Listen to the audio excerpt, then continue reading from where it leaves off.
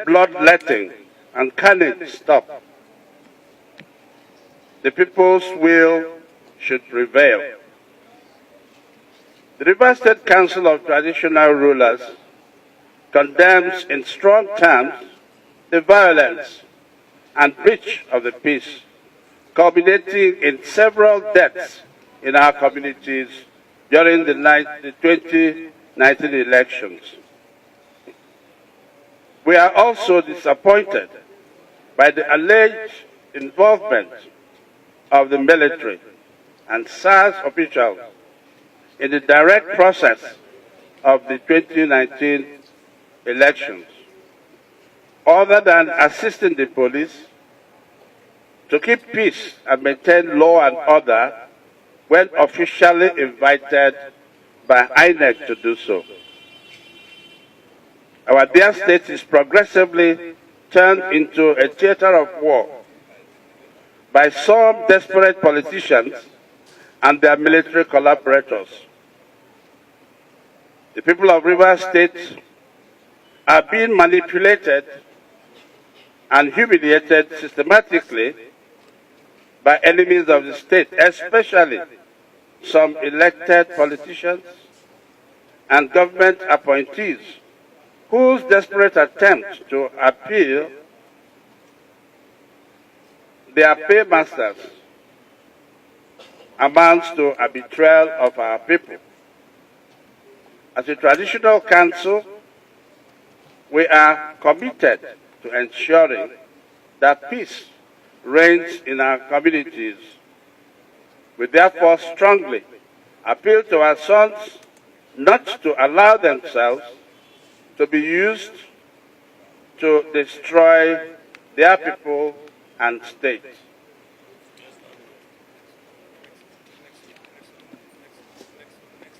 What we have today is a few government appointees using government apparatus, including men in uniform, to cause chaos and breakdown of law and order. Our people who have attempted to resist such illegal action either have been arrested or simply dealt with extrajudiciously. Our kingdoms and communities have been massively militarized.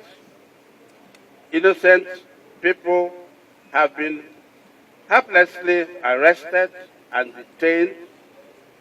In some cases, they have been killed. We would have temporarily tolerated the intimidating presence of the military if they were kept to keep the peace and protect us from political thugs and miscreants.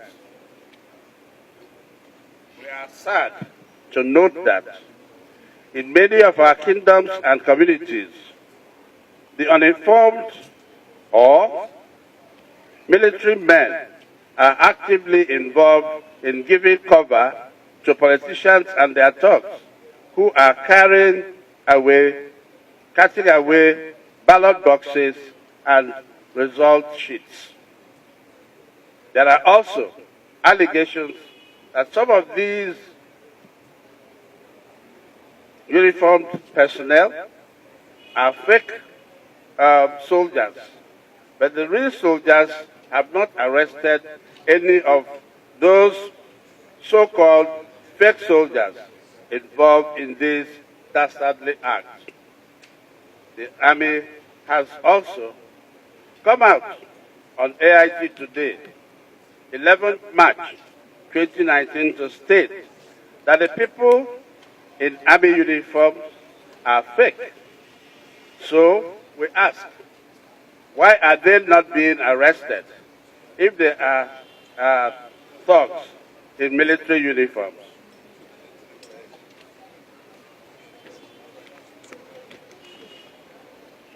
The silence of the Peace Committee, headed by General Abdulsalami Abubakar, is deafening.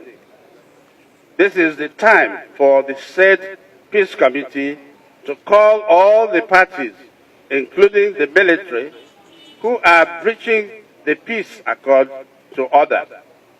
You cannot ask parties to accept the results of elections that are brazenly rigged, manipulated, and falsified in an environment of intimidation and violence.